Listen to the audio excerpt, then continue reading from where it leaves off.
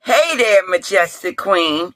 I am back and I am here to speak to you a little more about wellness.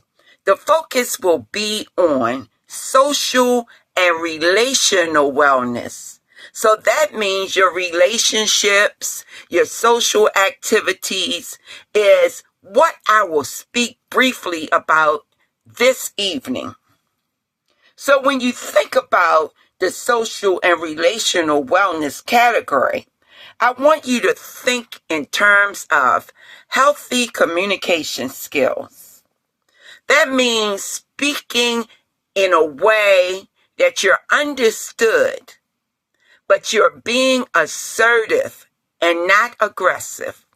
Now, assertiveness means that in any conversation that you're having with another party or a group of people, you want to be respectful and you want to be able to negotiate in a way that everyone wins. And that is very difficult, but it's what's needed. So there are techniques that you can learn so that you can talk more effectively. And when you speak more effectively, you're considering assertiveness so that it is a healthy conversation and not one of these conversations that go left and you wonder, what happened? You know what I mean? You'd be like, oh my God, that was not my intention. So it's all about effective communication. The next thing that I want you to consider is, and I said this in one of the other videos, is that you want to be able to set boundaries. Have self-respect. When you have self-respect, then you do not allow people to walk all over you just to have their needs met. Now, what I am speaking about, Majestic Queen, is the fact that we spoke about assertiveness. I said no aggression, but I'm going to take it a little further. Be careful with passive-aggressive behavior.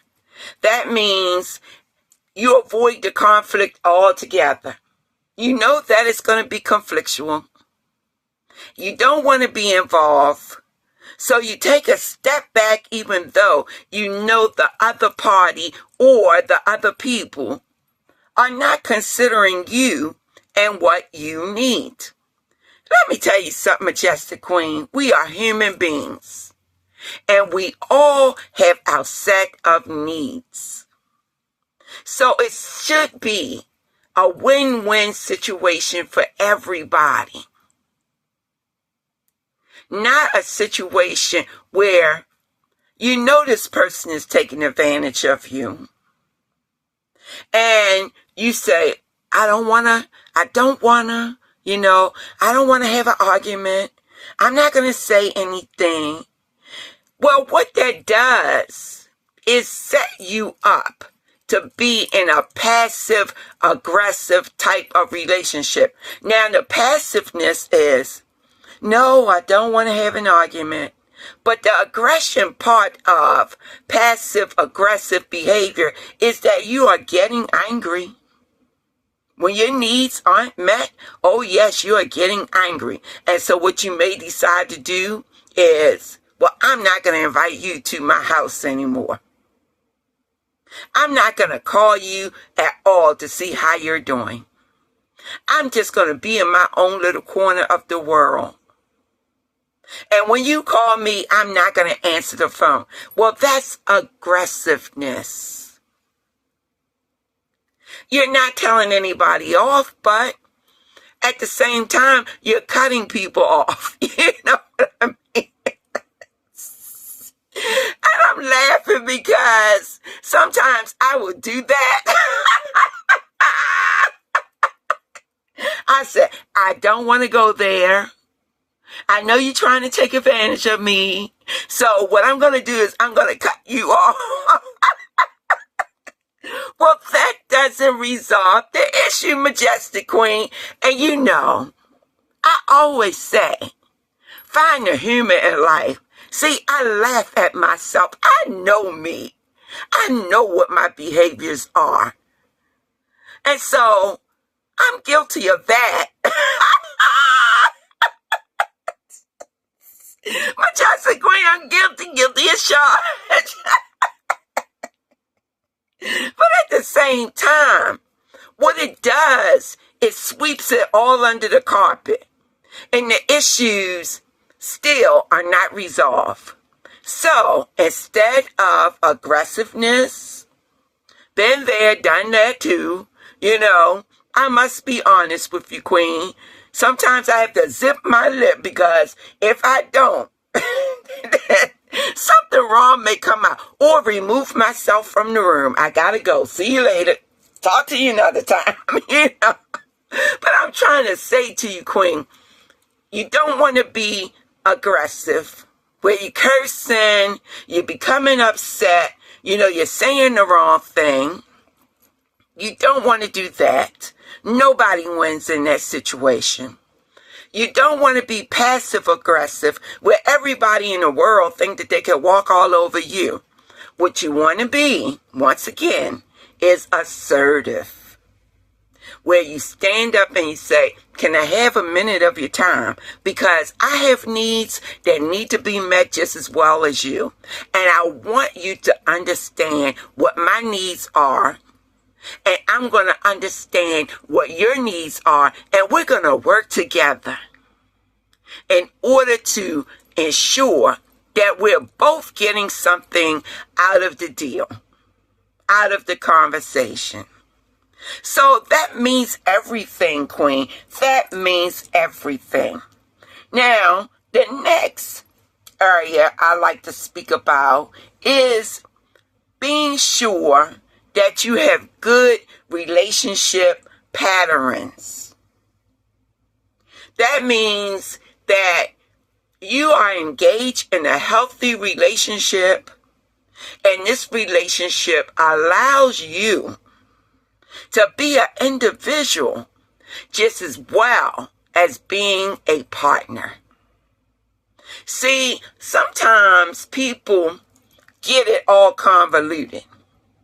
They get a significant other and they become enmeshed in a relationship. And that means I am so entwined in your life that I have lost my individuality.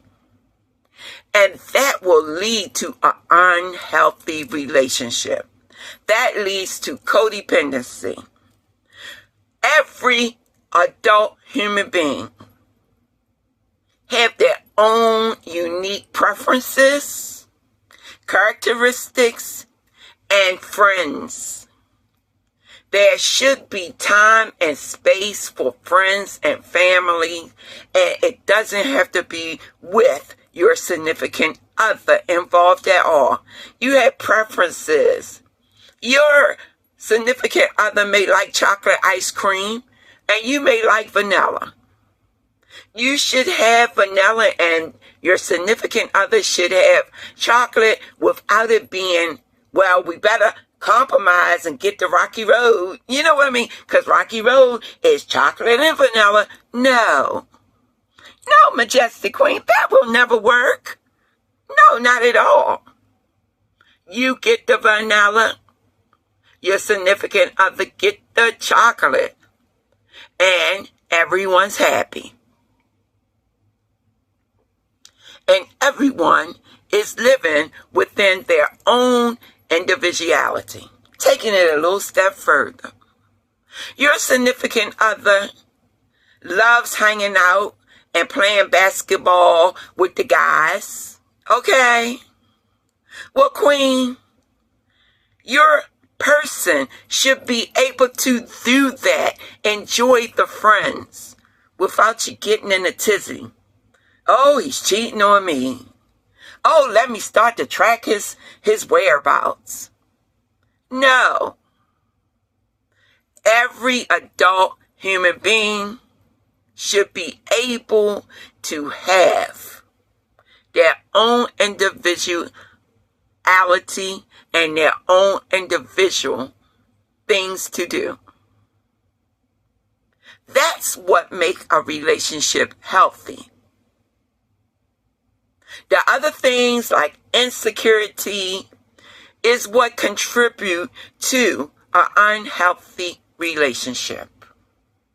So we have to be very careful with that, because Queen, as they tell us, we are emotional beings. Females are emotional. But we still have to allow logic to kick in. And so we may have our emotions about something, but our mind should be able to decipher through thinking processes what will be beneficial for not only you, but the partner too. Okay, so it's boys' night out. Y'all over there playing basketball, looking at basketball. I don't like that. So what I'm going to do is I am going to do something that I like to do. Enjoy yourself. Wave your hand. I need the space anyway. I need the space because I want to get on this podcast. I don't want any interruptions, even though I live alone. But this is just for the whole idea that there should be some individuality. So let's get back to, I want to create my podcast episode. See you later, boo. Talk to you another time. That's what makes a relationship healthy. You should be able to trust. And then if there's no trust, then there's work to be done. Okay? And that's all I'm going to say about that one. So now, Majestic Queen, we need community connection. We need to belong to something. I started this podcast, let me tell you, to be truthful. I am a therapist. I am a professor. So my activities are, how can I say, plentiful. I have so much to do all the time. And I needed to be able to have a conversation. Well, I'm doing it by myself, but I'm hoping to grow, that we can have a platform that we can converse with each other. And I started it because I'm older. A lot of my friends are deceased. I don't have, these interactions that I would like to have. And so, Majestic Queen, being a part of community means everything. My community is different from most people. Most people work 9 to 5. When you are a professor for 3 to 4 months, while the semester is going on, you are engaged. That means you may get an email at 1 o'clock in the morning, 3 o'clock in the morning. And if you're up, you respond to that email. That's what I do. And so I am very, very busy. So it doesn't allow much time for the girlfriend relationship or to be so involved in the community. So what I do is I take time to do it during the summertime. I become involved in activities in the summer months. And then when the fall comes, it's back on semester again, doing the things I need to do. But I also have certain individuals that I do therapy with and enjoy the conversations that we have together. So there is a way to get that sense of community, even if you are not with a lot of time. Now, we all need to belong to something.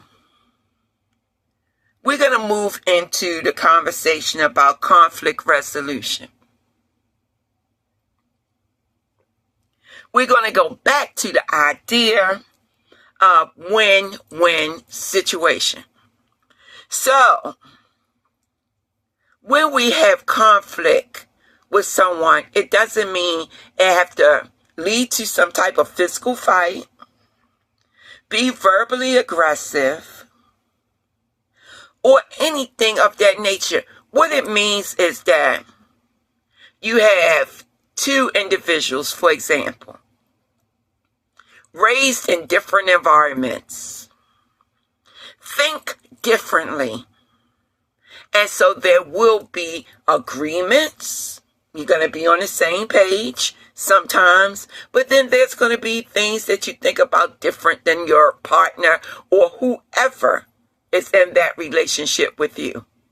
Conflict can happen on many levels, between friends, between parent and child, between siblings, brothers and sisters, between other members of the family. Conflict can just happen. But you want to be able to resolve it in a way that it is a win-win situation. So when you conflict, have empathy. That word empathy means have an understanding of the other person's needs. It means stepping outside of yourself, taking the focus off of you and putting the focus on that other person. We are now going to speak about loneliness and social healing. Now, I just gave you a bit of what my life is like because I am very, very busy. Because I am so busy, I rarely get lonely. But what about the social healing? There is an aspect of, oh my God, I am so much of a workaholic that I don't have the time to have girlfriends, to go out, to laugh, enjoy life with a set of females, you know? So that's what I'm talking about. See, I'm wounded in that area. I admit it. I'm wounded. So what I do is I spend time talking to my sister. I spend time talking to other females, but it's basically over the phone. Now, I know I need work in that area. And the thing about it is, you know, everybody feels so neglected. You know, they feel like I'm neglecting them, but they don't understand the typical 9 to 5 and you put the work down and you really go out and have fun with your friends and your family. I don't have a lot of that type of time. It's the honest to God truth. It's just the nature of the beast. It has no personal feelings to it whatsoever. It's just that it's my job responsibility. And I try to be as effective as I can. But everybody feels like, well, you didn't take the time to do this with me. You didn't take the time to do that. You didn't call, you know. And I feel a certain type of way about it, Majestic Queen. But it's what I need to do. So what I do is when the holiday come about and I haven't spoken to people, I am on the phone calling. Hey, haven't spoken to you in a while. It's the holiday. Merry Christmas. Happy Thanksgiving. Oh my God, it's Easter. And we're speaking. Happy Valentine's Day. I make sure that I take that time that I can sit around and I'm making phone calls, I'm texting out, I'm doing the things to make people feel that I care about you because really I do. So, Majestic Queen, it can be, you know, heavy even for a therapist. And I can be wounded just like anybody else. And in that category of social, there must be some type of healing to take place. Heal me, heal me. I need the healing in that particular area. And so, the final aspect of this conversation will center on family system awareness. And basically that means that there are hierarchies in family. Like, for example, you may be married and it's the husband and the wife subsystem. And then the next category that there's children, it is the parental subsystem because the husband and the wife are taking care of their offspring. Then it is the sibling subsystem. And these are the brothers and the sisters, and they get together and they do things that doesn't involve the parents. And so you can see that the system being in a family is multi-leveled. And as a result of that, then the interactions are going to be different. I wanted to point that out to you so that you can be aware, because sometimes we just live and we don't focus on the intellectual aspects of it all, but there is intellect even in our families on the different system levels. Also, take notice that particular people in family take on different roles. Like, for example, you may have one of the siblings who's just a caregiver of the parent, and the other siblings are doing other things like work activities, taking care of their own families. So there's different roles that people play in the family. There are also different rules. I know in the African American family, we say, don't tell my business out in the street. Oh no, you cannot take my business out of this house into the street and tell everybody all about it. So there are certain rules that happen in families. So be particular about those unsaid rules. People just act accordingly. Those roles that you never acknowledged before. And acknowledge those roles, because if you have a sibling and that sibling is doing a lot of work to take care of parents because they're elderly, and to be connected to parents because they're elderly, and you're out working because you have to, acknowledge that sibling. Call that sibling and say, can I help you to do anything? That sibling may be like mine. You know, she went away on a vacation, and my uncle, he was elderly, and she was the caregiver, of my uncle. And so when she went on vacation, I said, look, don't worry about it. I'll step in. I'll just, make arrangements to do something different, for my life. I'll just rearrange my schedule and I'll step in. And that's what I did. That was my contribution. And when my mother, I was getting a little tongue-tied there, but when she was, she's deceased now, but when she was sickly, I couldn't get there all the time.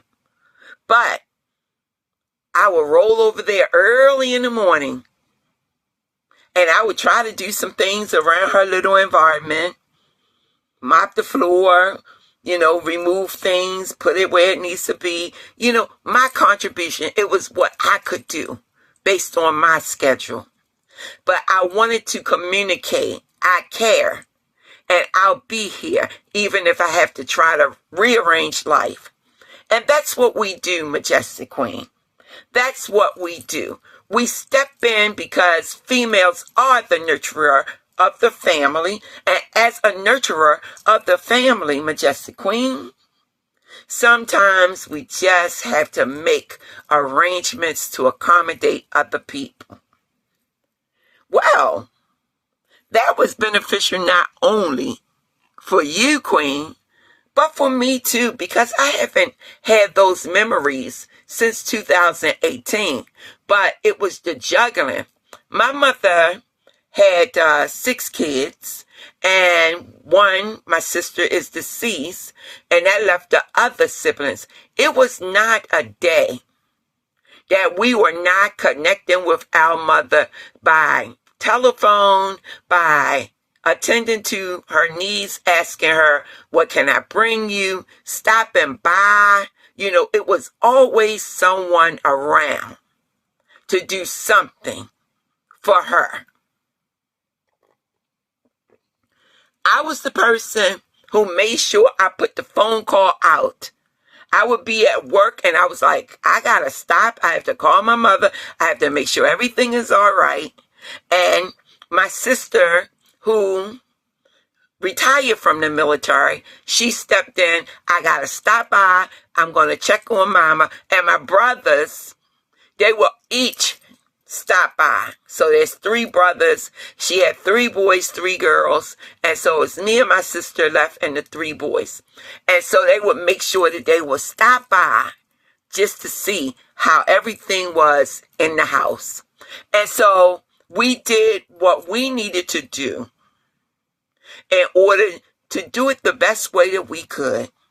And with that being said, Majestic Queen, make sure that you are putting time in your schedule for family and the responsibilities of family and community. And don't forget yourself. Because with all that I have to do, I can become overwhelmed just like the next person. There are things that I say, you know what? I need to take a break. And I take those breaks. Now, it's few and far in between. That means I don't get many breaks. And sometimes I'll work and I'll look up and say, you know what? You haven't had a vacation this year. You have to go on a vacation. And that means a staycation. That means stay in my home. That means take a little trip out of town if I can afford to do that, Or it may be just like one summer, I decided that I was not going out of town. I wasn't going to do anything but local activities. So I was a queen about town. Oh, yes, I was. I went to different places in my hometown of Baltimore, Maryland, that I have never, ever, ever been. Museums, hanging out at the harbor. Some of these things I've done before. Going out to free concerts. Going to this little place that I found just by looking on Eventbrite. And I said, oh, I've never been there. So I got up and I went, and they had the best jazz show that you would ever want to go to. And it was free. They had the food court, so there was different type of foods that you could buy. They even had a bar that if you wanted to have a little drink, you could have a little drink. And so it was such a pleasant atmosphere. They did this every Monday. So I learned something new. I learned about places I've never been. And I went there. And it was all local. So you don't have to go out and spend a lot of money. You don't have to go out of town. You can find local things in your own city. And open up your mind to new possibilities. Don't close it out, Majestic Queen. Don't close it out. With that being said, I think I told you see you later. And I am still talking. Queen, I will talk to you another time.